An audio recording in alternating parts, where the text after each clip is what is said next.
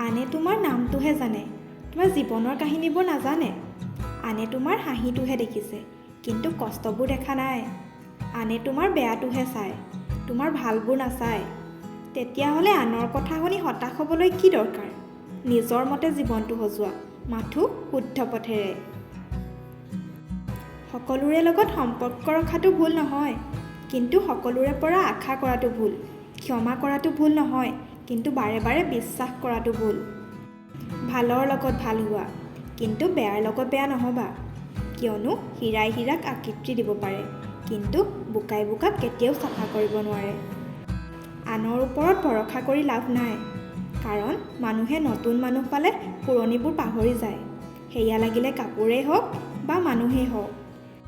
ভগৱানৰ আশীৰ্বাদত পোৱা প্ৰতিটো বস্তুক লৈ সুখী হোৱা, কাৰণ ভগৱানে সেইটো বস্তু নিদিয়ে যিটো তুমি ভাল পোৱা।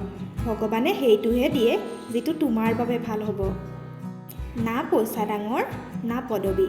বিপদৰ সময়ত যি তোমাৰ কাষত থিয় হয়, তেওঁৱেই সকলোতকৈ ডাঙৰ। মনত ৰাখিবা, আনক দুখ দি কোনো সুখী হ'ব নোৱাৰে। আনক সৰু কৰি কোনো ডাঙৰ হ'ব নোৱাৰে। দান কৰি কোনো দুখীয়া হৈ নাযায়। আনৰ জীৱন ধ্বংস কৰিও কোনো নিজৰ জীৱন গঢ়িব নোৱাৰে। ঘৰৰ ভিতৰত আপোনাৰ যিমান ইচ্ছা কান্দি লওক, কিন্তু দুৱাৰ সদায় হাঁহি মুখে খুলিব। কাৰণ যদি কোনোবাই দেখে যে আপুনি ভাঙি পৰিছে, তেতিয়া তেওঁলোকে আপোনাক আৰু বেছি ভাঙি পেলাবলৈ আৰম্ভ কৰিব।